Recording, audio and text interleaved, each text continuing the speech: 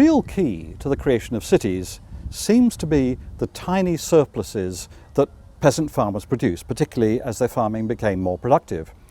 What this meant was that it was no longer necessary for everyone to be a farmer.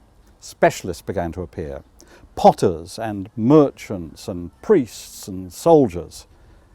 And now something happened that was a bit like something that had happened already 500 or 600 million years earlier with the appearance of the first multicelled organisms. Individuals got so dependent on each other that they began to need some sort of coordinating mechanism.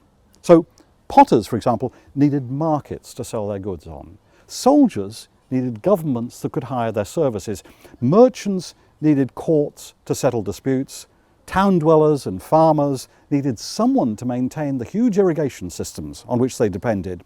And everyone, frankly, needed someone to organize all of these increasingly complex relationships. As a result, in response to these needs, a class of power brokers appeared. Most of these were men.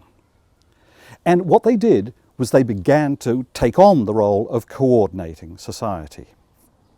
In villages, they were probably chosen by those they led who needed someone to do this job. But as power brokers became more powerful and had more resources, eventually they began to hire paid enforcers who could impose their will by force. And now, for the first time, we have true states and true governments. And we also have something else. There has appeared a new type of food chain within human society.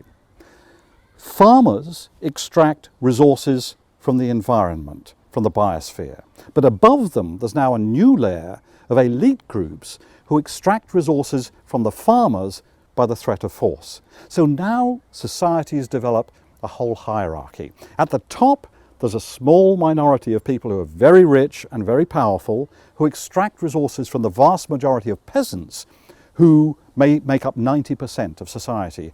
And in addition, there's always, we find, a small class of menials or slaves at the very bottom of the heap.